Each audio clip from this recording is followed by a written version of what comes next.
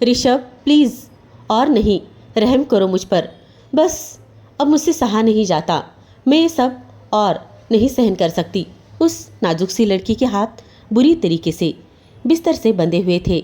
वो पिछले 5 घंटों से इसी हालत में पड़ी हुई थी।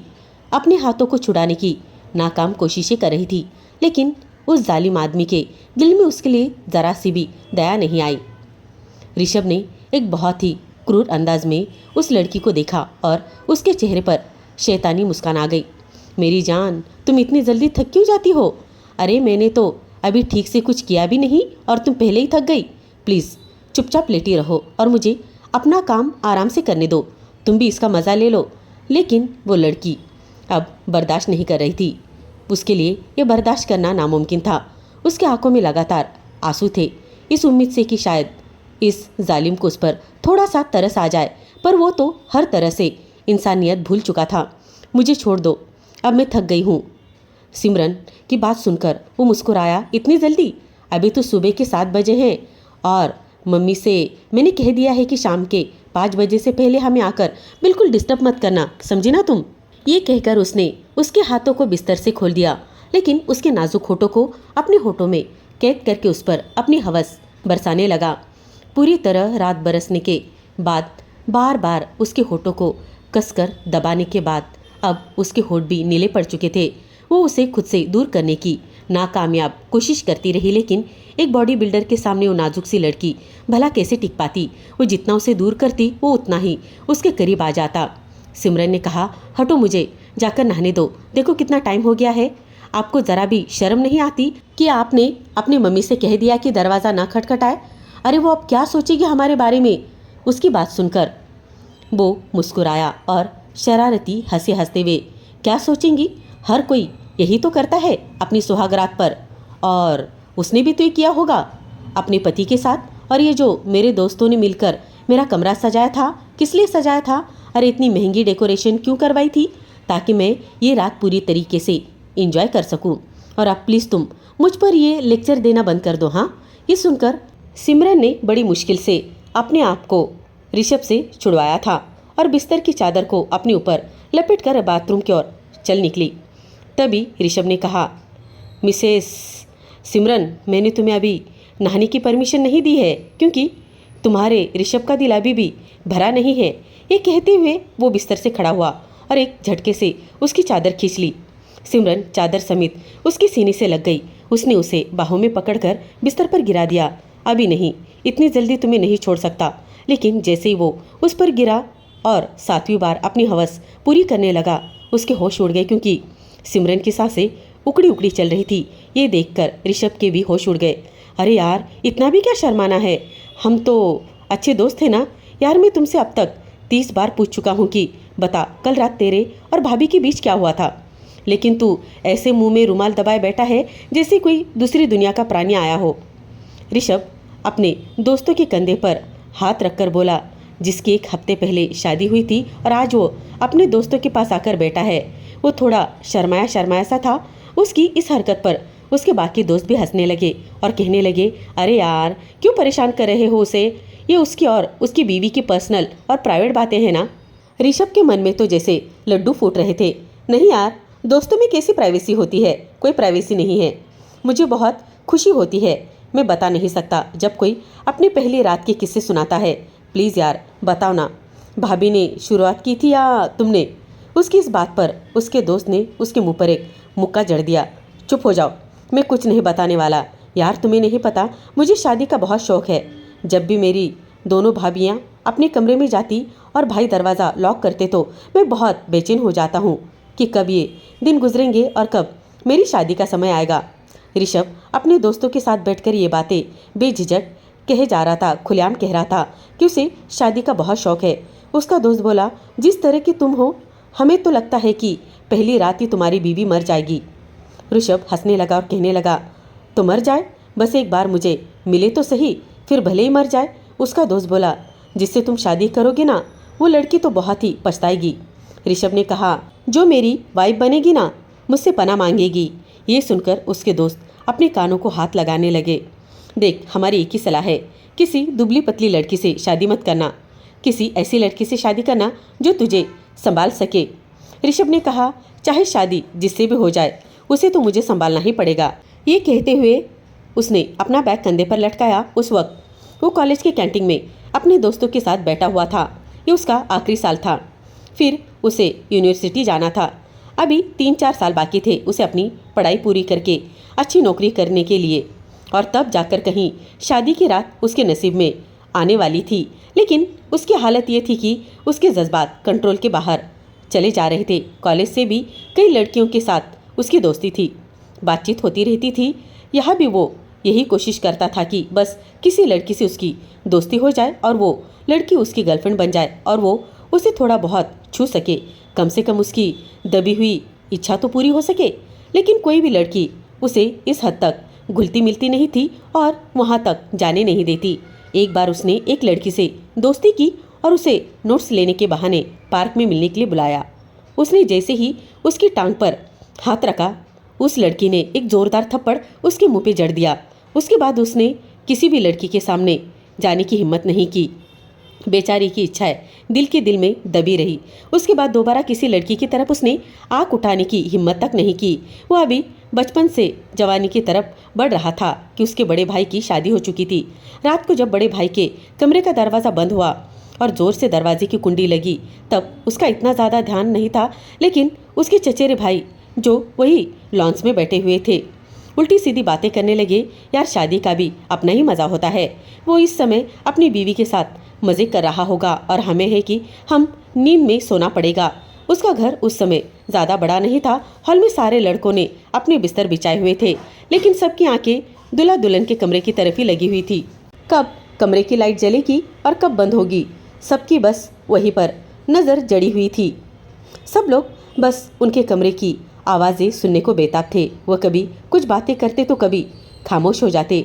उनके बातों में इतनी बेशर्मी थी कि ऋषभ के कान खड़े हो गए। वो नहीं चाहते हुए भी इस बारे में सोचने लगा और इसी तरह वो जवानी की दहलीज पर कदम रखता चला गया। अब ऋषभ की दिलचस्पी इन बातों में कुछ ज़्यादा ही बढ़ने लगी थी। उसका ध्यान बंद दरवाजे पर जाने लगा। कुछ साल बाद जब उसके दूसरे भाई की शादी हुई तो उसकी उत्सुकता और भी ज़्यादा बढ़ गई। फिर उसका बड़े कॉलेज में एडमिशन हो गया और फिर दोस्ती भी ऐसे ही बड़े बड़े लड़कों से हो गई। उसकी इच्छाएं बढ़ने लगी। शादी और बंद कमरों के अंदर की कहानियां भी धीरे धीरे उसके सामने आने लगी थी। अब तो ये हाल था कि जब भी वो किसी खूबसूरत लड़की को देखता था तो उसकी आंखों में जैसे कोई एक्सरे मशीन लग जाती, ऐसे वो उस लड़की को सर से पांव तक निहारता रहता। वो इतना बेशर्मी से उन्हें देखता कि लड़कियां झट से अपना दुपट्टा ठीक करने लग जाती। फिलहाल कई लड़कियों से वो फ़ोन पर बातें भी करने लगा। वो काफ़ी मिलनसार किस्म का लड़का था, इसलिए लड़कियां भी उससे दोस्ती कर लेती। लेकिन पहली बार जब वो एक लड़की के साथ डेट पर गया तो वो लड़की बहुत घबरा रही थी, क्योंकि वो पहली बार किसी लड़के के साथ जा रही थी। ऋषभ भी पहली बार ही गया था, लेकिन वो बहुत ही आत्मविश्वास से बैठा हुआ था। उसने ऐसे रेस्टोरेंट को चुना था जहाँ हर टेबल के बाद एक लकड़ी का बोर्ड लग जाता था कि प्राइवेसी बनी रहे, और हर टेबल के बाहर एक पर्दा भी लगा हुआ था। वो लड़की के सामने कुर्सी पर बैठने के बजाय उसके बगल के कुर्सी पर बैठ गया। वो लड़की बहुत ही घबरा रही थी। मैं आज तुम्हारे कहने पर आई हूँ, लेकिन अगली बार नहीं आऊँगी। मुझे बहुत ज़्यादा डर लग रहा है। ऋषभ ने कहा, तुम्हें किस बात का डर लग रहा है बेबी? देखो, पहली डेट तो एंजॉय करने दो, उसके बाद तुम ये सब कुछ अपनी शर्म हया सब कुछ करवा लेना। चलो अब कुछ तो मंगा लो, जूस वगैरह। जब तक वो ना कहे ऑर्डर लेने के लिए तो नहीं आएगा। लड़की दिल ही दिल में बहुत ज़्यादा घबरा रही थी और इधर ऋषभ अपने दिल को ज़ोर ज़ोर से धड़का रहा था। वो लड़की ऐसी नहीं थी, लेकिन ऋषभ से उसकी पहली मुलाकात बस ऐसे ही बस स्टॉप पर हो चुकी थी। वो कॉलेज की यूनिवर्सिटी में बस का इंतज़ार कर रही थी और ऋषभ भी वहीं पर बाइक से जा रहा था। वहीं से उनकी दोस्ती हो गई और फिर एक दूसरे को उन्होंने फ़ोन नंबर दिया। फ़ोन पर बात करते करते उसकी मीठी मीठी बातों में आकर वो लड़की पहली बार उसे मिलने के लिए इस ऐसी जगह पर आई थी। पर्दा लगा हुआ था और लड़की ने स्कार्फ पहना हुआ था। ऋषभ ने कहा, मुझे तुम्हें देखना है। उसने कहा, चेहरा तो मेरा खुला है, देखो मैं स्कार्फ नहीं उतारूंगी। लेकिन इसी के साथ ऋषभ के हाथों से एक हरकत होना शुरू हो गई। वो उसके पैरों पर अपने पैर फेरने लगा। वो लड़की बहुत ही ज़्यादा घबरा रही थी। फिर उसने अपना हाथ फैलाकर उसके कंधे पर रख दिया और उसे अपनी तरफ खींचने लगा। वो लड़की बुरी तरीके से और घबराकर पीछे हटने लगी। जब वो हद पार करने लगा तो उसने कहा, ये क्या कर रहे हो तुम? तभी ऋषभ ने कहा, वही जो डेट पर सभी लड़के करते हैं। मैं तुम्हें सिर्फ खाना खिलाने के लिए यहाँ पर नहीं लाया हूँ। उसका बस नहीं चल रहा था। उसने सारी हदें पार करके अपने होठ उसकी गर्दन पर रखी दिए। तभी वो लड़की हड़बड़ाकर पीछे हटी और खड़ी हो गई। उसकी आंखों में आंसू झलक रहे थे। मैं ऐसी वैसी लड़की नहीं हूँ। ऋषभ ने कहा, तो क्या हुआ? प्यार में यही सब कुछ तो होता है। तुम क्या सोचती हो डेट का मतलब बस ये थोड़ी बहुत बातें, खाना पीना, यही सब कुछ होता है क्या? और मैं तुम्हें फ्री में ऐसे खाना खिलाऊंगा क्या? जितने पैसे खाने में लगेंगे उतने पैसे वसूल भी तो करूँगा। मैं ऐसा ही लड़का हूँ। इस बात पर उस लड़की ने ऋषभ के मुंह पर जोरदार थप्पड़ दे मारा और वो वहाँ से बाहर चली गई। ऋषभ का पहला एक्सपीरियंस बहुत ही ज़्यादा बुरा था। ऋषभ को उस लड़की पर बहुत ज़्यादा गुस्सा आया था। ऋषभ ने उसका नंबर तुरंत ब्लॉक भी कर दिया। इस घटना के बाद ऋषभ ने कई और लड़कियों से दोस्ती की। कुछ लड़कियां ऐसी भी थी जिन्होंने उसकी हरकतों पर कोई भी ऐतराज़ नहीं जताया था, लेकिन बात सिर्फ यहीं तक सीमित नहीं थी। वो इससे आगे नहीं बढ़ पाता था, लेकिन हाँ, वो रेस्टोरेंट के कोने में बैठकर छोटी मोटी शरारतें और यहाँ तक कि किस भी कर लिया करता था। वक्त यूं ही बीतता चला गया। उसकी पढ़ाई ख़त्म होती चली गई और उसके पिता ने उसे अपनी फैक्ट्री में बुला लिया। जैसे उसके दो बड़े भाई काम करते थे वो भी करने लगा। कुछ समय बाद उसने शादी की जिद पकड़ ली। उसका मानना था कि जब उसने काम करना शुरू कर दिया है तो अब उसे अपनी शादीशुदा जिंदगी भी शुरू करनी चाहिए। उसकी माँ ने लड़कियां देखनी शुरू कर दी। वो एक जाने माने परिवार से थे, इसलिए ज़्यादातर परिवारों को कोई ऐतराज़ नहीं होता था। एक शादी में वो अपनी माँ के साथ गया था। वहाँ उसने एक लड़की को एक नौजवान के साथ खड़े देखा। वो बहुत ही फैंसी कपड़े पहने हुई थी। लड़की ने उसे नहीं देखा, लेकिन ऋषभ ने उसे पहचान लिया। वो वही लड़की थी जिसने उसे थप्पड़ मारा हुआ था। उसे देखकर लग रहा था कि उसके साथ खड़ा लड़का उसका पति है। ऋषभ उस घटना को भूल नहीं पाया था और उसे बहुत गुस्से भरे नज़रों से देख रहा था। वो अपने पति और दूसरे मेहमानों के साथ हंस हंस कर बातें कर रही थी। तभी एक 17 साल की लड़की उसके पास दीदी दीदी कहते हुए आई। फिर वो कहने लगी कि उसे किसी से मिलवाना है। वो लड़की अपनी बहन से कह रही थी और वो अपनी बहन से ज़्यादा भी बहुत खूबसूरत भी लग रही थी।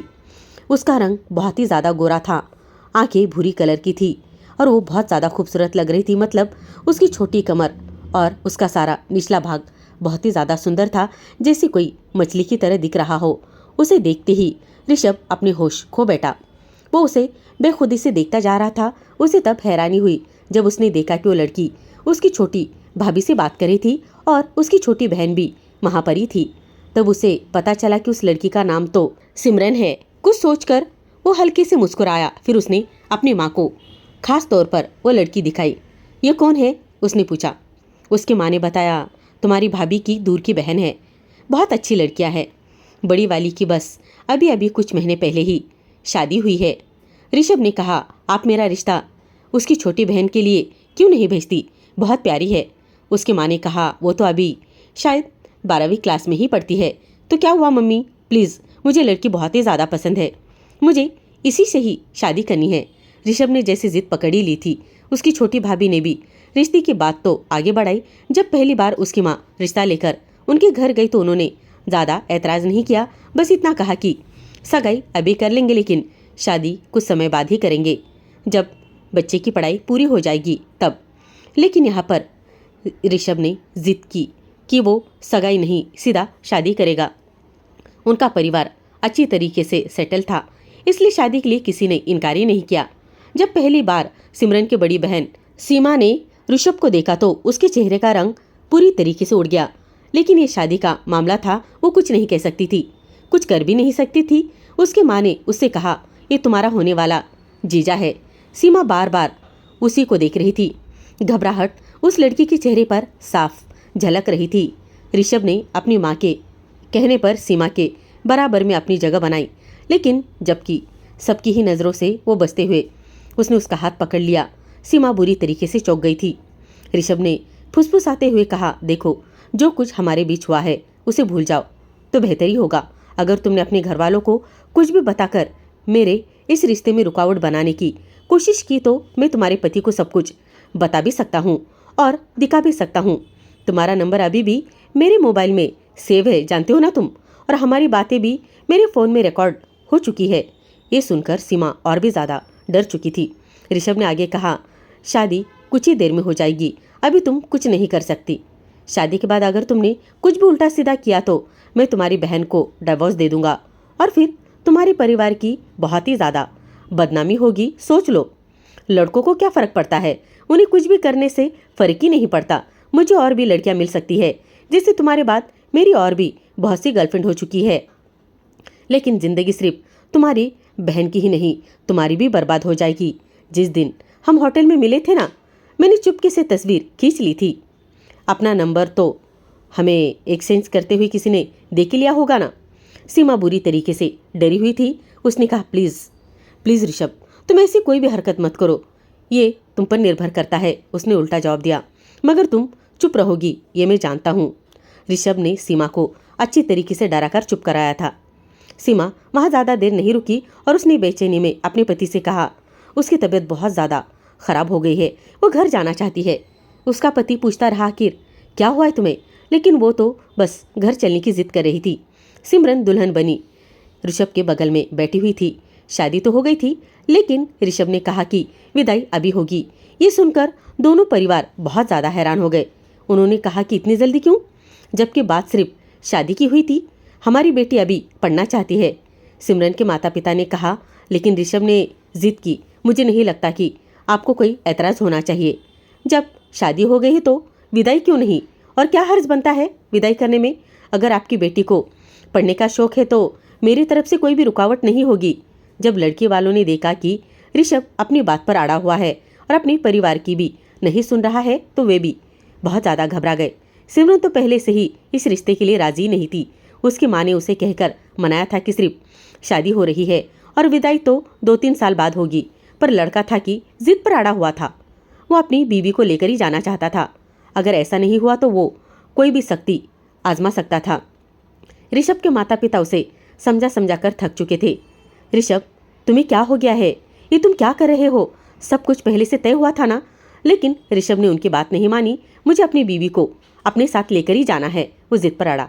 जब वो मेरी बीवी बन चुकी है तो अब मेरे साथ जाएगी।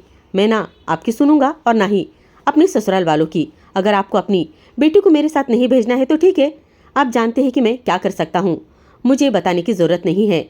बात इतनी बिगड़ गई थी कि दोनों परिवारों को अपनी इज्जत की परवाह होने लगी थी, इसलिए उन्हें सिमरन की विदाई करनी पड़ी। सिमरन के लिए ये सब कुछ बहुत ही ज़्यादा चौंकाने वाला था। वो इन सबके लिए बिल्कुल भी तैयारी नहीं थी। लड़के वाले ने ये बात रखी थी कि उन्होंने दहेज की कोई तैयारी नहीं की। ऋषभ ने कहा, मेरे कमरे में सब कुछ है, सब कुछ मौजूद है, बाकी आपको जो कुछ देना है वो आपकी मर्जी है, दे या ना दे, मुझे कोई फ़र्क नहीं पड़ता। मेरे घर में किसी चीज़ की कोई कमी नहीं है। रात के 2 बज चुके थे, लेकिन वो अपनी बात पर अड़ा हुआ था और सिमरन की विदाई के बिना नहीं जाएगा। उसने शादी उसकी खूबसूरती की वजह से तो की ही थी, लेकिन दूसरा कारण सीमा का मारा हुआ थप्पड़ उसे अच्छी तरीके से याद था। वो उसे बिल्कुल भी भूला नहीं था, इसलिए उसकी बहन से बदला लेना चाहता था। उसे लगा कि उसकी बहन तड़पेगी तो सीमा भी ज़रूर तड़पेगी। सिमरन की विदाई हुई और वो ऋषभ के घर आई। उसकी भाभी ने उसे सीधे ऋषभ के कमरे में ले जाकर बिठा दिया। कमरा कुछ बिखरा हुआ सा लग रहा था। तौलिया ज़मीन पर कहीं इधर उधर गिरा हुआ था और जो कपड़े ऋषभ के बदले हुए थे वे भी इधर उधर पड़े हुए थे। शादी के माहौल में ऐसा होना थोड़ा सा अजीब था, क्योंकि उसकी कोई तैयारी नहीं की गई थी। सिमरन की भाभी ने जल्दी से तौलिया उठाया और उसे बाथरूम में टांग दिया। वो वहाँ पर ऋषभ के कपड़े उठाने लगी। पता नहीं ये लड़का कैसा है, वो बड़बड़ाई। उसकी कोई भी बात सीधी नहीं है। अचानक से विदाई की जिद पकड़ ली। हमने तो सोचा भी नहीं था, सबसे छोटे देवर है तो धूमधाम से शादी करेंगे, लेकिन इस लड़के ने तो ऐसी अफरा तफरी मचा दी कि कुछ समझ ही नहीं आया कि आखिर क्या हो गया है। सिमरन की भाभी ने जल्दी से कमरे को ठीक किया।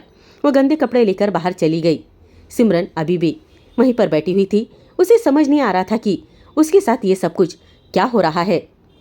उसे तो अब तक पति पत्नी के रिश्ते की भी ठीक से समझ नहीं थी। वो सोचती थी कि वो अभी सिर्फ 17 साल की है और उसकी विदाई 3 साल बाद, यानी कि वो 20-21 साल की होने पर होगी। लेकिन उसने ये कभी सोचा नहीं था कि उसका पति एक दिन का भी सब्र नहीं करेगा। रात के 2 बजे वो उसे ज़बरदस्ती विदाई करके ले आया था और अब रात के 2:30 बज रहे थे। ना कोई रस्में हुई थी और ना ही उसने अपनी शादी को उस तरीके से महसूस किया था जैसे उसे करना चाहिए था। उसने तो शादी की रस्मों को भी ठीक से महसूस होने नहीं दिया था। शादी होते ही ऋषभ ने विदाई की जिद पकड़ ली थी। बड़ी मुश्किल से सबने खाना भी खाया था, यहाँ तक कि उसकी बड़ी बहन सीमा और उसकी जीजा भी इस तमाशे की वजह से वहाँ पर रुक नहीं पाए थे।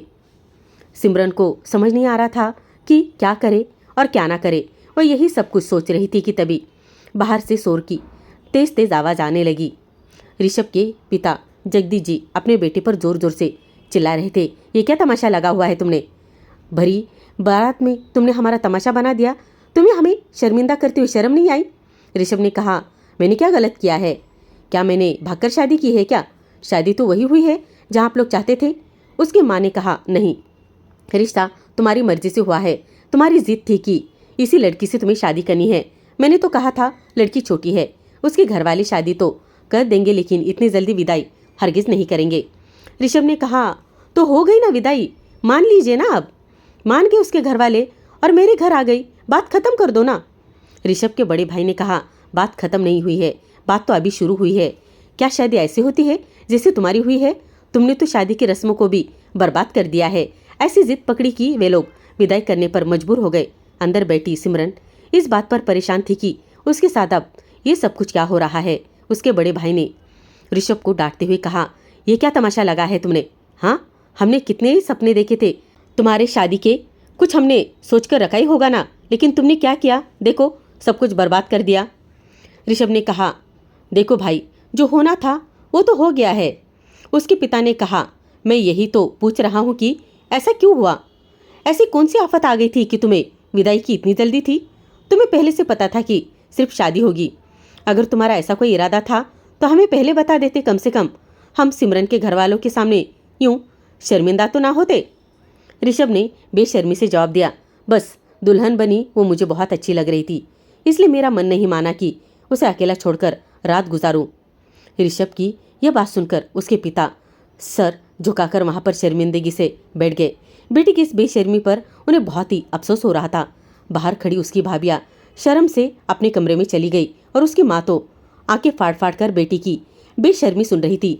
ऋषभ के पिता उसे देखकर कहने लगे, ये तो पहले से ही ठीक नहीं है, बदतमीज और बेशर्म है। इसे इतना भी लिहाज नहीं है कि कौन सी बात माँ बाप के सामने करनी चाहिए और कौन सी नहीं करनी चाहिए।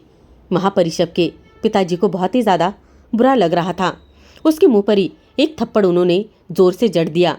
बेशर्म कहीं का, हद पार कर दी है तूने।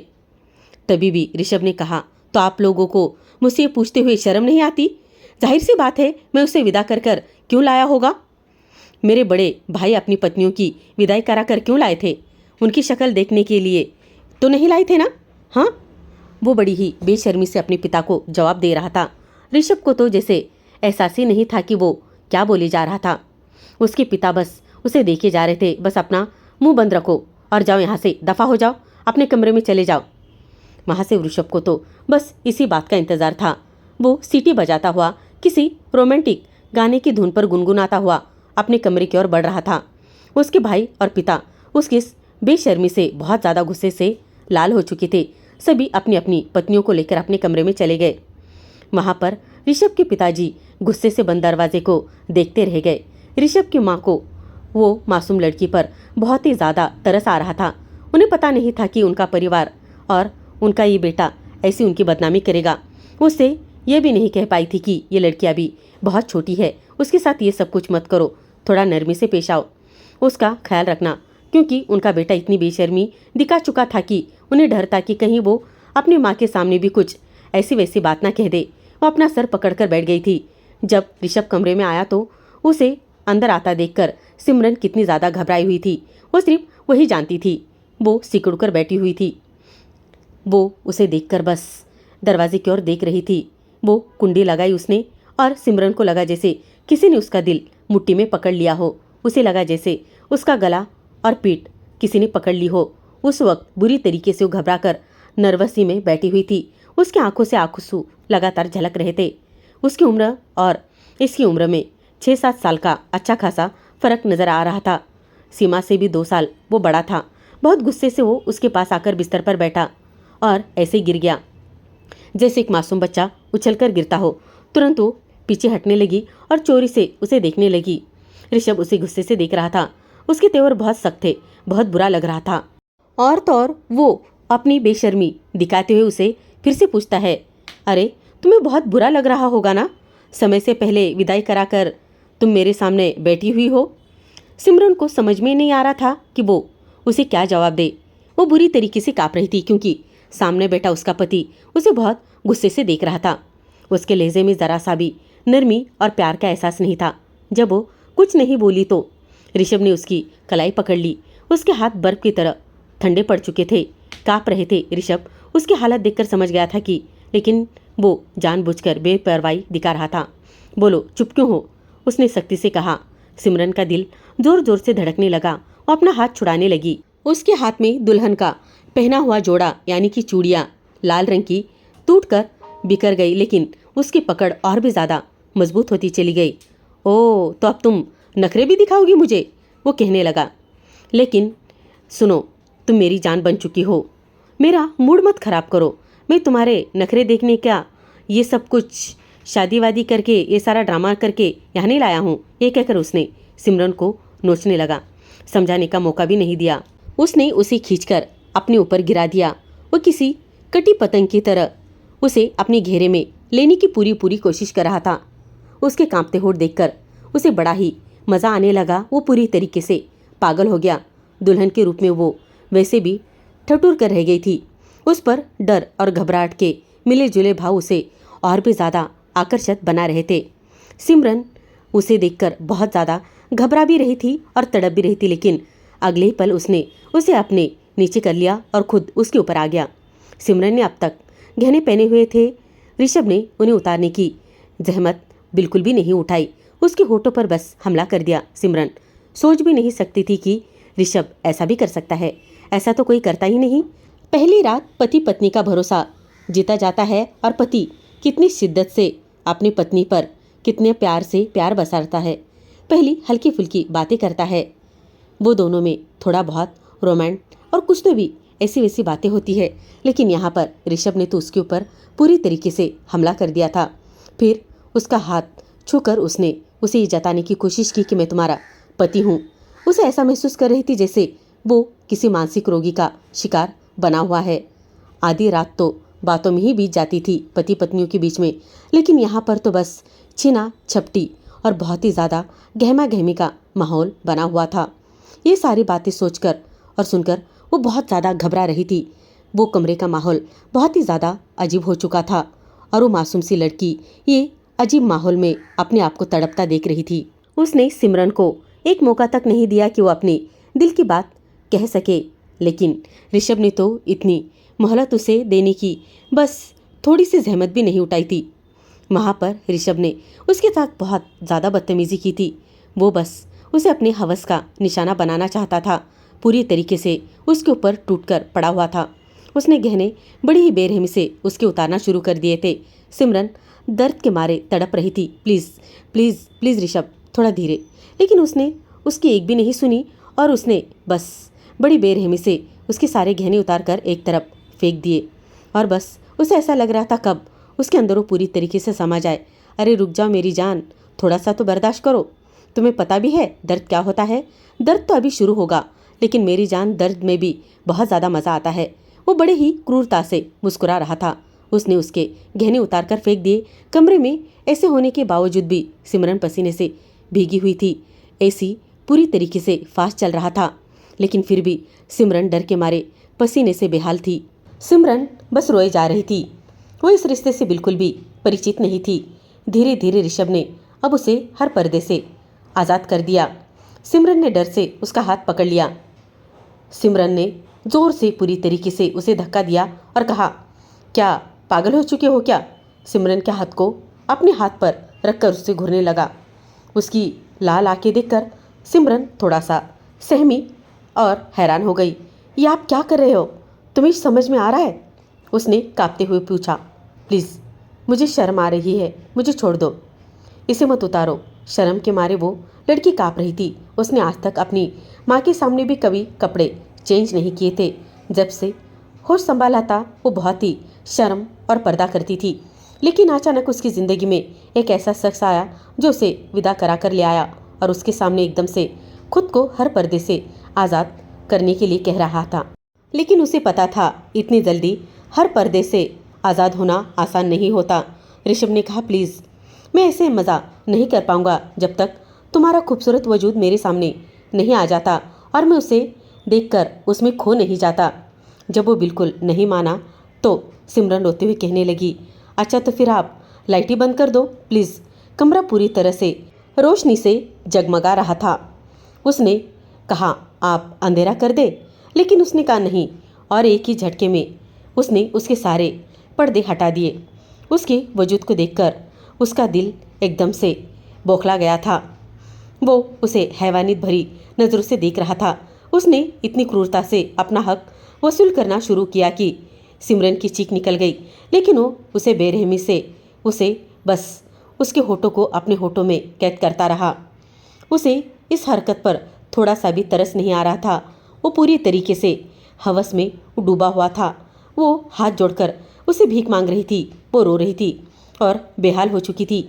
बड़ी मुश्किल से बिस्तर पर रखी चादर को खुद से लपेटकर वो खड़ी होकर वॉशरूम जाने लगी थी, क्योंकि उसने कई बार उसके साथ उतने ही वक्त में कर लिया, लेकिन फिर भी उसकी कलाई खींचकर उसे अपने ऊपर गिरा दिया। किससे पूछकर नहाने जा रही हो? उसने पूछा। मैंने तो इजाज़त नहीं दी। वो रोने लगी, कहने लगी, मुझे छोड़ दो वरना मैं मर जाऊंगी। तुम मर जाओ, लेकिन मेरा तो दिल नहीं भरा है ना अभी। उसने कहा, मैं शाम 5 बजे से पहले तुम्हें छोड़ने की मूड में हरगिज़ नहीं हूँ। ये सुनकर वो सिसक सिसक कर रोने लगी। उसने उसके सामने हाथ जोड़े, प्लीज़ प्लीज़ ऋषभ। लेकिन 7वीं बार जब ऋषभ ने अपनी हवस पूरी की तो वो उसी वक्त बेहोश हो गई। उसे इस हालत में देखकर ऋषभ के होश उड़ गए। उसकी सारी की सारी हवस गायब हो गई। वो तुरंत उठा और उसे गाल पर थप्पड़ लगाने लगा। सिमरन उठो, भगवान के लिए उठो। वो सच में परेशान हो गया था। जल्दी से अपनी शर्ट के बटन लगाने लगा। उसे समझ नहीं आ रहा था कि क्या करे। पूरी चादर खून से भरी हुई थी और जिस हालत में वो बेहोश थी वो किसी से भी छुपा नहीं सकता था। शायद उसके माता पिता उसे छोड़ते नहीं। उसने जल्दी से जग में पानी ग्लास में भरकर लाया और उसके मुंह पर छींटे मारने लगा, लेकिन उसे होश ही नहीं आ रहा था। सुबह हो गई थी। अगर उसे छुपाकर अस्पताल ले जाता तो कोई ना कोई तो देख ही लेता। उसके घर के नौकर बता देते। बड़ी मुश्किल से उसने अलमारी खोलकर अपने कपड़े निकाले, क्योंकि अब तक सिमरन तो सिर्फ उसी शादी के जोड़े में थी। बैग से उसने लाया कुछ भी नहीं था। उसके कपड़े अलमारी में होते थे। अपना सामान लेने का मौका ही नहीं मिला था सिमरन को, तो वो अब सोच रहा था क्या भी से क्या पहनाऊं। इसलिए ऋषभ ने जल्दी से सिमरन को अपना एक ट्राउज़र और एक शर्ट पहना दिया। फिर उसे गोद में उठाकर सोफे पर लेटाया। उसने बिस्तर की चादर को जल्दी से लपेटकर अलमारी के निचले हिस्से में रख दिया और अलमारी अच्छी तरीके से बंद कर दी। उसने दूसरी चादर बिछाई, लेकिन वो बुरी तरीके से घबराया हुआ था, क्योंकि एक ही रात में उसने सिमरन का रंग पीला पाड़ दिया था। क्योंकि सिमरन पूरी पीली पड़ गई थी और वो अभी भी बेहोशी थी। उसे डर था कहीं सोफे पर भी खून के निशान ना पड़ जाए। वो अपनी हवस में इस कदर अंधा हो गया था कि उसने अपनी बीवी के साथ सारी हदें पार कर दी थी। उसने यह भी नहीं सोचा कि वो एक 17 साल की नाजुक और कमज़ोर लड़की है। अब वो सर पकड़कर बैठा हुआ था और सोचने लगा कि क्या करे। वो दरवाज़ा खुलकर बाहर आया। नौकरानी रसोई में थी और उसकी माँ भी उठ चुकी थी। सुबह सुबह ऋषभ को कमरे से बाहर आता देखकर उसके माँ ने पूछा, क्या हुआ बेटा, तुम इतनी जल्दी कैसे उठ गए? फिर बेटे के चेहरे पर घबराहट देखकर वो परेशान हो गई। क्या बात है ऋषभ? ये सुनते ही ऋषभ ने अपनी माँ का हाथ पकड़ा और उन्हें कमरे में ले आया। पता नहीं इसे क्या हो गया मम्मी, ये बेहोश हो गई है। ये सुनकर और सिमरन की गर्दन और चेहरे पर अपनी बेटी की क्रूरता के निशान देखकर उनका मन किया कि वो उसके मुंह पर जोरदार थप्पड़ पे थप्पड़ दे मारे। उसमें ज़रा सी भी शर्म नहीं थी। जिन्होंने सिमरन को होश में लाने की बहुत कोशिश की। ऋषभ की माँ ऋषभ को डांटने लगी और उसे कहने लगी, तुमने इसके साथ क्या किया है? तुम जानते हो ना ये कितनी ज़्यादा छोटी है। अगर इसे कुछ भी हो गया तो मैं तुम्हें कभी माफ़ नहीं करूँगी। उन्होंने जल्दी से नौकरानी को बुलाया और ड्राइवर से गाड़ी निकालने को कहा। तभी ऋषभ ने खुद ही उसे गोद में उठाया। गाड़ी की पिछली सीट पर बिठाया और अपनी माँ के साथ उसे अस्पताल लेकर चला गया। जल्दी से उसे स्ट्रेचर पर लेटाया गया और लेबर रूम में ले जाया गया। उसकी माँ उसे घूर घूर कर देख रही थी। थोड़ी देर बाद लेडी डॉक्टर बाहर आई और पूछा, इसके साथ आखिर क्या हुआ है? क्या किसी ने इसकी इज्जत लूटी है? इसके साथ बहुत ही बुरा व्यवहार किया गया है। ये सुनकर ऋषभ की माँ ने उसे ऐसी नज़रों से देखा जैसे वो उसे मारी डालेगी। ऋषभ शर्मिंदा होकर उसकी नज़रें बचाता रहा। उसकी माँ ने डॉक्टर से कहा, ये उसका पति है, इनकी शादी रात में ही हुई है, इनसे पूछिए जो कुछ भी पूछना है। ये सुनकर लेडी डॉक्टर ने गुस्से से ऋषभ की ओर देखा और वो नज़रें उठाने के लायक भी नहीं था। जो कुछ हुआ था बिल्कुल अच्छा नहीं हुआ था। डॉक्टर ने कहा, आप इंसान हैं या जानवर? आपको पता है आपकी पत्नी इस वक्त जिंदगी और मौत के बीच खड़ी है। जल्दी से ब्लड का इंतजाम करें वरना ये मर जाएगी। यह सुनकर ऋषभ की जान निकल आई थी। वो तुरंत अपने दोस्तों को फ़ोन करने लगा। उसने तुरंत ब्लड चाहिए ये सब कुछ कहा। उसने अपने खून का भी सैंपल दिया। इत्तेफाक से उसका ब्लड ग्रुप और सिमरन का ब्लड ग्रुप एक ही था। उसने डॉक्टर से कहा, आप तुरंत मेरा खून ले लो, लेकिन इसे कुछ नहीं होना चाहिए। डॉक्टर ने कहा, आपको रात को ये सब कुछ एहसास नहीं हुआ? आपने ज़रा इस लड़की की उम्र देखी है? वो सिर्फ 17 साल की है। उसे अब तक होश ही नहीं आ रहा था। पता नहीं आपने रात भर उसके साथ ऐसा क्या किया है कि वो बेहोशी में भी चिल्ला रही है, बार बार कह रही है, मुझे हाथ मत लगाओ, मुझे छोड़ दो, बस करो, मैं मर जाऊंगी। क्या बीवी सिर्फ एक रात के लिए मतलब की होती है? क्या दोबारा मौका नहीं मिलता? ऋषभ शर्म से सर झुकाए बैठा था और नजरें मिलाने के लायक कहीं से नहीं बचा था। तभी नर्स सिमरन को इंजेक्शन लगाने के लिए उसके पास आई। जैसे उसके पास पहुंची और उसका हाथ पकड़कर इंजेक्शन लगाने लगी तो सिमरन को एक बार फिर लगा कि शायद उसका पति ही वहाँ पर ऋषभ मौजूद है। वो नींद में ही चिल्लाने लगी, नहीं नहीं प्लीज़ मुझे छोड़ दो, मुझे छूना मत, मुझे हाथ मत लगाना, मुझे बहुत दर्द हो रहा है, मैं मर जाऊंगी, भगवान के लिए मुझ पर दया करो, ऋषभ मुझ पर रहम करो प्लीज़। जब नर्स ने सिमरन को इंजेक्शन लगाने के लिए उसका हाथ पकड़ा तो उसने बेखबर होकर अपना हाथ झटक दिया।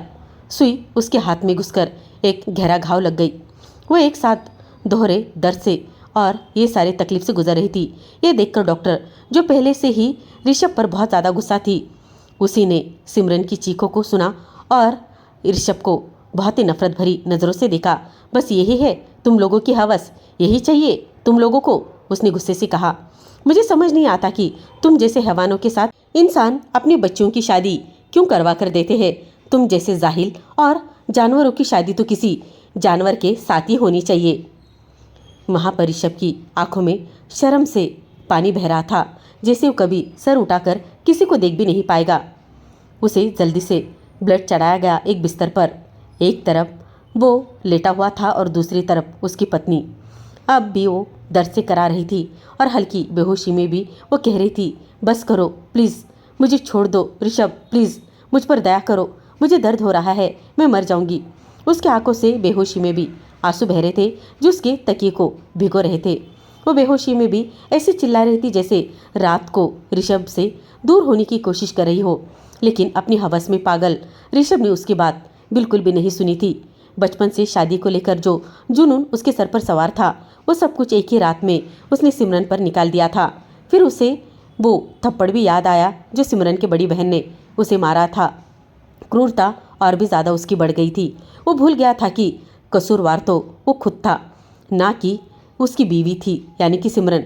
शादी का मतलब बेशर्मी नहीं होती जैसा वो कर रहा था, और उसने इसकी सज़ा बेकसूर लड़की को दी थी। पहली बार यहाँ पर वो ऋषभ की आंखों में आंसू का सैलाब था। सर पर सवार जुनून अब उसका पूरी तरीके से उतर चुका था। वो लड़की अभी भी बेजान शरीर के साथ वहीं पर लेटी हुई थी जो उसकी जुनून की शिकार बनी हुई थी। वो कोई पराई नहीं, उसकी अपनी बीवी थी। एक तो ज़बरदस्ती विदाई कराकर वो लाया और अब उसे इस हाल में पहुंचा दिया। उसकी माँ ने सिमरन के माता पिता को फ़ोन करके सब कुछ बताने की कोशिश की, लेकिन उसने हाथ जोड़कर विनती की, मम्मी प्लीज़ किसी को कुछ मत बताइएगा, क्योंकि क्यों ना बताओ, ताकि तुम जानवर उनकी इकलौती बेटी को मार डालो। उसकी माँ गुस्से में बोली, एक बोतल खून वो पहले ही दे चुका था। जब डॉक्टर ने आकर उसकी ड्रिप निकालनी चाहिए तो ऋषभ ने पूछा, क्या हुआ, क्या अब खून की ज़रूरत नहीं है आपको? डॉक्टर ने कहा, नहीं, लेकिन आप और खून नहीं दे सकते, ये आपके लिए ठीक नहीं होगा। ऋषभ ने कहा, मेरी चिंता मत कीजिए प्लीज़, आप इसे बचा लीजिए, इसे जितना खून चाहिए आप इसे लगा सकते हो। डॉक्टर ने फिर कहा, यह आपके लिए ठीक नहीं होगा। ऋषभ ने कहा, मेरे लिए क्या ठीक है और क्या नहीं मुझे नहीं सुनना, बस इसे कुछ नहीं होना चाहिए। नर्स कमरे से बाहर जा चुकी थी। उसने ड्रिप की गति थोड़ी और तेज की ताकि सिमरन की जान बच सके। यहाँ पर ऋषभ को अब चक्कर आने लगे थे। तभी डॉक्टर तेज कदमों से अंदर आई और बोली, ये क्या कर रहे हो आप? आपसे कहा है ना कि इससे ज़्यादा खून आप नहीं दे सकते। ऋषभ ने कहा, आप मेरी फिक्र छोड़ दो, बस इसे कुछ होना नहीं चाहिए। अगर इसे कुछ भी हो गया तो मैं किसी को मुंह दिखाने के लायक नहीं रह जाऊंगा। पूरी रात की थकावट के कारण उसे भी कमजोरी महसूस हो रही थी, लेकिन उसके दिमाग पर छाया जुनून कम होने का नाम ही नहीं ले रहा था। उसका दिमाग उन फिल्मों में भरा हुआ था जो वो देखा करता था। उसे लगता था कि औरत सिर्फ इसलिए बनी है कि उसके साथ सोया जा सके और उसके साथ वो सब कुछ कर सके। उसे कुछ नहीं होता, लेकिन ऐसा नहीं था, वो भी इंसान थी। ऋषभ अपने ही सवाल का जवाब दे रहा था। उसके दिल और दिमाग में एक अजीब सी जंग छिड़ चुकी थी। जब वो आंखें बंद करके लेटा तो उसे महसूस हो रहा था कि जैसे जैसे उसके शरीर से खून का एक एक कतरा निकल रहा था, वैसे वैसे उसे अपनी गलती का एहसास पूरी तरीके से हो रहा था। शायद कल रात गूंजने वाली चीखें बार बार उसके कानों में फिर से अब वही चीज़ें दोहरा रही थी। ज़मीर को उसकी जगा चुकी थी।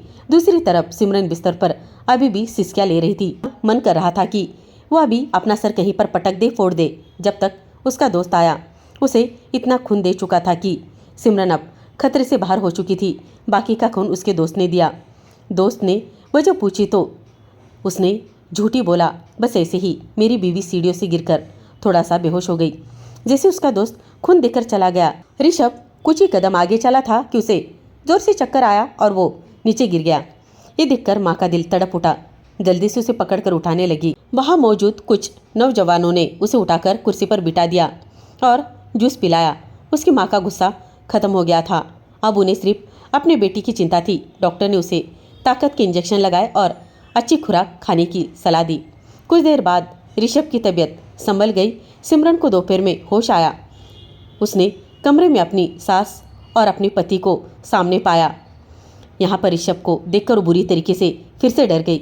उसके हाथ में अभी भी ड्रिप लगी हुई थी, लेकिन वो तुरंत उठकर बैठने की कोशिश करने लगी। उसकी सास उसके पास आई और बोली, बेटा लेटे रहो। नहीं, मुझे मेरी मम्मी के पास जाना है। सिमरन रोते हुए बोली, प्लीज़ आंटी, आप मुझे मेरे घर पहुँचा दो।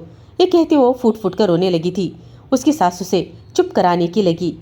हाँ हाँ बेटा, मैं तुम्हें छोड़ दूंगी, तुम्हारे घर ज़रूर भेज दूंगी। लेकिन वो रोई जा रही थी। नहीं, आप अभी फ़ोन करिए, अभी मेरी दीदी को बुलाइए, मुझे मेरी मम्मी के पास जाना है, मुझे मेरी मम्मी के पास जाना है। ये सब कुछ देखकर ऋषभ को बहुत ज़्यादा डर लग रहा था। वो बहुत ज़्यादा डरी हुई थी। जैसे ही ऋषभ सोफे से उठकर उसके पास आया, वो तुरंत अपनी सास से लिपट गई। आंटी प्लीज़ मुझे इनसे बचा लीजिए, इन्हें कहिए ना, प्लीज़ दूर जाइए। वो मानसिक रूप से पूरी तरीके से बेहाल हो चुकी थी।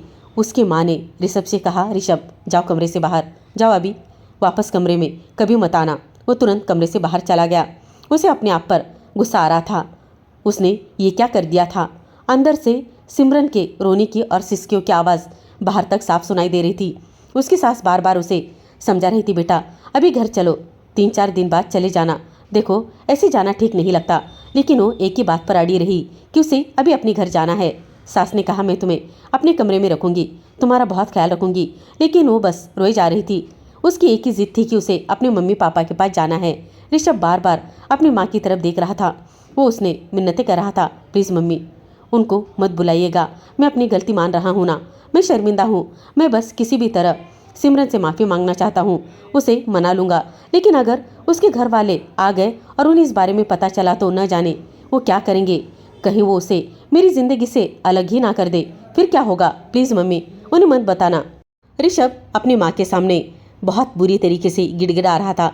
लेकिन सिमरन को उस हालत में रोता हुआ देखकर उसकी माँ बोली, जो होना था वो सो तो हो गया, लेकिन अब उसके माँ बाप को भी तो बताना ही पड़ेगा ना। अगर बेवजह कोई ऊंच नीच हो गई तो नाम हम पर ही आएगा। बेटे जब तुम इस लड़की पर रात भर जुल्म कर रहे थे तो तुम्हें ये सोचना चाहिए था ना कि इसकी कोई परवाह भी करता है, हाँ, बल्कि इसका भी एक परिवार है। अगर तुमने उस वक्त सोचा होता तो आज इसकी यह हालत नहीं होती। अगर वो तुम्हें इसकी सज़ा में जेल भेज दे तो हम तुम्हारे हक में कोई बात भी नहीं कर सकते। ये सब सुनकर ऋषभ की जुबान पर जैसे ताला ही लग गया था और वो एक कोने में रखी कुर्सी पर बैठ गया। मजबूर होकर ऋषभ की माँ ने उसके सिमरन के माँ को फ़ोन किया। सिमरन के माता पिता तुरंत अस्पताल पहुंच गए। अपनी माँ को देखते ही सिमरन उनके गले लगकर रोने लगी। लेडी डॉक्टर ने उन्हें सारी बात बता दी। यह सुनकर वो लोग सिमरन को लेकर अपने घर चले गए। यहाँ पर ऋषभ बहुत शर्मिंदा था। उसके माता पिता, भाई और भाभीयों से वो बुरा भला कह रहे थे। उसने अच्छा नहीं किया था। उसके सारे घर वाले उसे डांट रहे थे। ये तो वह भी जानता था कि उसने अच्छा नहीं किया था। उसे लगा कि वो कुछ दिनों बाद माफ़ी मांगकर अपनी पत्नी को वापस ले आएगा, यानी सिमरन को। अगर उसके माता पिता के पैर भी पकड़ने पड़े तो वो उनके पैर भी पकड़ लेगा। सिमरन को अपने मायके गए हुए 3-4 दिन हो चुके थे। यहाँ पर ऋषभ लगातार अपनी माँ से सुबह शाम ये कहता था, प्लीज़ मम्मी मेरे साथ चलिए ना, हम सिमरन को लेकर आते हैं। आप जो कहेंगी मैं वही करूँगा और मैं वो सब कुछ करने को तैयार भी हूँ। जैसे कहो, मैं माफ़ी तक मांगने को तैयार हूँ। उन लोगों के पैर भी पकड़ लूँगा, हाथ जोड़कर माफ़ी मांग लूँगा, लेकिन प्लीज़ आप मेरे साथ चलिए ना, प्लीज़। लेकिन उसकी माँ बोली, नहीं, तुमने गलती की है, तुम खुद ही जाओ और उनसे किए की माफ़ी मांगो। क्या कहोगे कि किन शब्दों में तुमने उसके बेटी के साथ ये सब कुछ किया और उसका ये हाल किया? तुमने तो शर्म हया बिल्कुल ही बेच खाई थी। कभी वो अपनी भाभीयों से मिन्नतें करने लगता तो कभी अपनी माँ से, लेकिन सभी चुप हो गए थे क्योंकि कहीं ना कहीं सभी को उस पर बहुत ज़्यादा गुस्सा आ रहा था। यहाँ तक कि उसकी बड़ी भाभी तो अपनी बच्चियों को भी अब उसके साथ बिल्कुल बात करने नहीं दे रही थी। एक अजीब सा शक और गुस्सा उनके दिल में बैठ चुका था। ये देखकर अब ऋषभ को सचमुच बहुत ही ज़्यादा बुरा लग रहा था। उसे ऐसा लग रहा था कि वो चुल्लू भर पानी में डूब के मर जाए। अब उसके अपने लोग भी उस पर भरोसा नहीं कर रहे थे। कुछ दिनों बाद उसके पास अदालत की तरफ से एक तलाक का नोटिस आ गया। जब घर वालों ने देखा तो कहने लगे, देख लिया तुमने अपनी जल्दबाजी और जल्दबाजी होने का नतीजा। तब ऋषभ रोने लगा। मैं उनसे माफ़ी मांग लूँगा मम्मी, मैं उसे छोड़ना नहीं चाहता। उसकी माँ बोली, तुम्हें क्या लगता है वो अपनी बेटी को तुम्हारे साथ भेजेंगे? अगर मैं उनकी जगह होती तो ये कहती कि मैं कभी भी अपनी बेटी को तुम जैसे शख्स के साथ दोबारा नहीं भेजती। पहली बार ऋषभ फूट फूट कर रोया था। उसने हाथ जोड़कर अपने माता पिता से माफ़ी मांगी। उसे अपनी गलती का एहसास हो चुका था। भगवान के लिए मेरे साथ चलिए और सिमरन को वापस ले आइए। लेकिन उसके माता पिता उसकी बात सुनने को तैयार नहीं थे। आखिर उसने अपने मम्मी पापा को मना लिया। ऋषभ अपने माता पिता के साथ उनके घर पहुंच गया, लेकिन उन्होंने बात सुनने से इनकार कर दिया। उन्होंने कहा, यह हमारी बहुत बड़ी गलती थी कि हमने अपनी इज्जत के बारे में सोचा पर अपनी बेटी के बारे में नहीं सोचा। अपनी इज्जत की खातिर हमने अपने बेटी को उस जानवर के हाथ सौंप दिया जो कभी उसके लायक था ही नहीं। अगर हमें पता होता तो हम अपनी बेटी की शादी आपके बेटी के साथ कभी नहीं करते। सिमरन के माता पिता भी रोए जा रहे थे और बहुत परेशान थे। सिमरन की बहन सीमा उसे बहुत नफरत से देख रही थी। वो बोली, पापा हम सिमरन को कभी इस आदमी के साथ नहीं भेजेंगे। शायद सीमा को लग रहा था कि उसने उसकी वजह से ही उसको इस हाल में पहुंचाया है। अगर वो ऐसा सोच रही थी तो बिल्कुल सच्ची बोल रही थी, वो गलत नहीं थी। ऋषभ ने सबके सामने हाथ जोड़कर गिड़गिड़ाकर माफ़ी मांगी। मुझे बस एक आखिरी मौका दीजिए, मैं उसका बहुत ख्याल रखूँगा। अपनी हर गलती की भरपाई करने के लिए मैं तैयार हूँ, लेकिन मैं उसे छोड़ना नहीं चाहता। प्लीज़ मुझे माफ़ कर दीजिएगा, मुझे गलती का एहसास हो गया है। सिमरन के माता पिता ने गुस्से से कहा, क्या ये गलती है? तुम्हें लगता है इस गलती की माफ़ी होनी चाहिए? उन्होंने उसकी एक ना सुनी और ऋषभ मायूस होकर वापस आ गया। वो कई बार दोबारा माफ़ी मांगने गया, कहता रहा, जब तक आप लोग माफ़ नहीं करेंगे मैं आना बंद नहीं करूँगा। एक बार तंग आकर उसकी माँ ने उससे कहा, तुम्हें पता भी है सिमरन तुम्हारे नाम से तक डरती है। मेरी बच्ची मानसिक रूप से परेशान हो गई है। तुम आते हो तो वो कमरा बंद कर लेती है, ताला लगाकर कोने में छुप जाती है। जब तक उसे ये पता होता है कि तुम घर पर हो वो कमरे से बाहर तक नहीं निकलती, कुछ खाती पीती तक नहीं। तुमने एक रात में मेरी बच्ची को पागल कर दिया।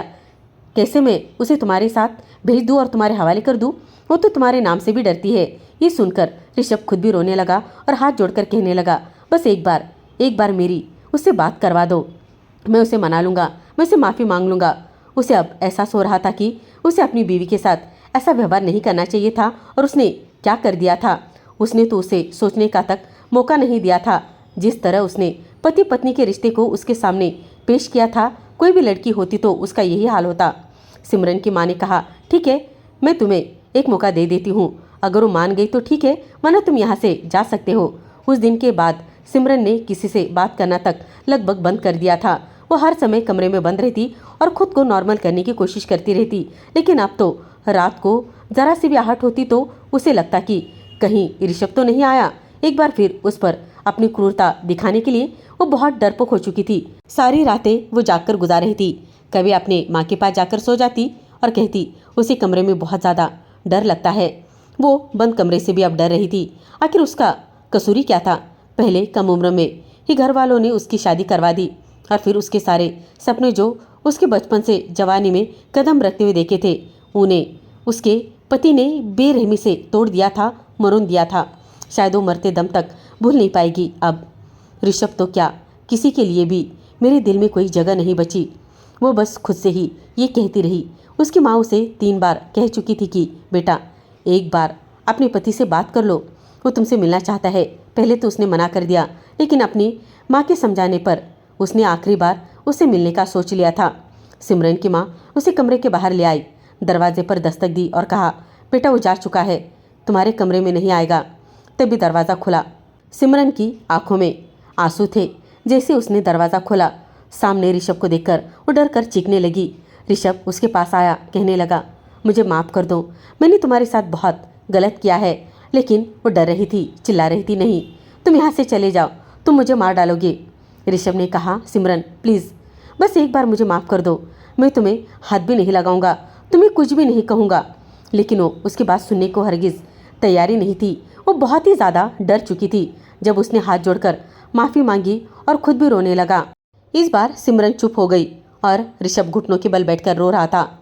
ऋषभ ने उसके सामने हाथ जोड़े, कहने लगा, गलती हो गई, मुझसे बहुत ही ज़्यादा गलती हो गई, मुझे ऐसा नहीं करना चाहिए था, तुम्हें वक्त चाहिए था, मैं तुम्हें वक्त देने को तैयार हूँ। तुम आगे पढ़ना चाहती हो, तुम पढ़ लो, तुम यहीं रहना चाहती हो, तुम रह लो, लेकिन भगवान के लिए मुझे डाइवर्स मत दो, मैं तुम्हारी खातिर खुद को बदल दूंगा। सिमरन की माँ को भी सही लग रहा था। वो चुपचाप उसे देख रही थी। उसकी आंखों से आंसू बह रहे थे। ऋषभ भी हाथ जोड़े हुए वहीं पर ये सारी बातें कर रहा था, रिक्वेस्ट कर रहा था। ऋषभ वहाँ ज़्यादा देर तक नहीं रुका। वो बार बार यही कह रहा था, बस मुझे डाइवर्स मत देना, कोर्ट मत जाना, डाइवर्स का नाम भी मत लेना, इसके अलावा जो करोगी तुम वो सही रहेगा, मुझे मंजूर है, लेकिन तुम बस मुझे छोड़ना नहीं। सिमरन ने जब उसे रोता देखा तो उसके दिल में थोड़ी सी सही जगह बन गई, लेकिन नरमी आ गई। उसने अपने माता पिता को ये फैसला सुनाया कि वो फिलहाल उसे तलाक नहीं देगी, लेकिन उसके घर भी नहीं जाएगी, बल्कि अपने घर में रहेगी। दोनों परिवारों के बड़े बुजुर्गों ने भी सोच समझकर ये तय किया कि जिस तरह हमने शादी से पहले कहा था कि ये रिश्ता 3 साल बाद शुरू होगा, जब हमारी बच्ची 20 साल की हो जाएगी तभी हम उसकी विदाई करेंगे, तो अब भी यही बेहतर है कि हमारी बच्ची अपनी ज़िंदगी में आगे बढ़े और अपनी पढ़ाई जारी रखे, और कुछ सालों बाद अगर हमें वाकई में लगा कि आपका बेटा सुधर गया है और हमारी बच्ची की मर्जी हो तो हम उसे आपके घर भेजेंगे। ऋषभ ने खुशी खुशी इस फैसले को मान लिया। इन 3 सालों में उसने सिमरन से बिल्कुल भी दूरी नहीं बनाई। वो हर एक दिन छोड़कर उसके घर जाता रहता। सिमरन के लिए कभी उसकी पसंदीदा कोई किताबें लेकर चला जाता, कभी चॉकलेट, तो कुछ बिरयानी, जो भी उसे पसंद आता वो उसे देने के लिए चला जाता। 3 साल बाद सिमरन अपनी पढ़ाई पूरी कर चुकी थी। जिस दिन उसने अपनी पढ़ाई पूरी की उसी दिन घर पर एक छोटी सी पार्टी रखी गई थी, जिसमें ऋषभ के घर वाले भी आए हुए थे और ऋषभ भी। इन 3 सालों में सिमरन के स्वभाव में काफ़ी बदलाव आ चुका था। वो पहले से ज़्यादा समझदार और सुलझी हुई लगने लगी थी। आज भी उसने खूबसूरत रंग की गुलाबी साड़ी पहनी हुई थी और अपने बाल खुले रखे हुए थे। ऋषभ उसे दूर से ही देखता रह गया। ऋषभ के दिल में आज भी कहीं ये दर्द बाकी था कि आखिर उसने एक फूल जैसी लड़की के साथ कितनी ज़्यादा सख्ती की थी, कितना गलत किया था। जब सभी मेहमान खाना खाकर धीरे धीरे अपने घर जाने लगे तो ऋषभ के माता पिता ने आगे बढ़कर सिमरन के माता पिता से कहा, अब हमें इजाज़त दीजिएगी कि हम अपनी बेटी को अपने साथ अपने घर ले जा सके। वादे के मुताबिक सिमरन के माता पिता ने मुस्कुराकर ये फैसला किया कि हाँ, हम ये फैसला उस पर छोड़ देते हैं कि अगर वो आना चाहे तो आ सकती है, हम तो अपनी बेटी के फैसले पर ही राजी हो जाएंगे। सिमरन ने एक नज़र ऋषभ को देखा जो उसके प्यार में पूरी तरीके से बदल चुका था। फिर वो बोली, ठीक है, मैं अपनी बैग लेकर आती हूँ। सिमरन के हाँ कहते ही ऋषभ की खुशी का कोई ठिकाना ही नहीं रहा और अब वो सही मायनों में विदाई कराकर दोबारा ऋषभ के कमरे में बैठी थी। उसे फिर से वही डरावनी रात याद आने लगी। लेकिन जब ऋषभ कमरे में आया तो वो बहुत शर्मिंदा था। उसके सामने बैठकर हाथ जोड़कर दोबारा माफ़ी मांगी। 3 साल में उसे एहसास हो गया था कि उसने क्या गलती की थी। उसने अपने भगवान के सामने भी रो रो कर माफ़ी मांगी थी। वो बहुत बदल चुका था। उसने बहुत प्यार से सिमरन के साथ इस रिश्ते की नई शुरुआत की थी और उसका डर भी दूर किया। इस घर में आने के बाद 2 हफ्ते तक उसने सिमरन को हाथ तक नहीं लगाया था। जब सिमरन ने धीरे धीरे अपने दिल में अपने पति के लिए प्यार महसूस किया तो उसने खुद अपने पति ऋषभ से कहा, अब हमें ज़िंदगी में आगे बढ़ना चाहिए। अगर हम यूं ही कई साल बिताते गए तो कल तो हमें ऐसे ही बैठना पड़ेगा, तो हम बहुत पीछे रह जाएंगे और हमारे रिश्ते में खटास आ जाएगी। और मैं नहीं चाहती कि मैं और रिश्तों का बोझ उठाकर घुट घुट कर जीती रहूं। ऋषभ ने उसे बाहों में भर लिया और फिर कुछ इस तरह से उसने वो रात की सारी पुराने गिले शिकवे और दर्द बीते हुए कल में दफन कर दिए और उसका होकर रह गया। दोस्तों, आपको मेरी कहानी कैसी लगी? उम्मीद करती हूँ आपको हमारी कहानी पसंद आई होगी। कहानी पसंद आई हो तो वीडियो को लाइक करें, चैनल पर नए हो तो चैनल को सब्सक्राइब करें और हाँ, नोटिफिकेशन बेल को ज़रूर दबाएं ताकि आने वाले अपडेट सबसे पहले आपको मिले। और हाँ दोस्तों, कमेंट बॉक्स में मुझे लिखना मत भूलना कि आपकी राय इस कहानी को लेकर क्या है।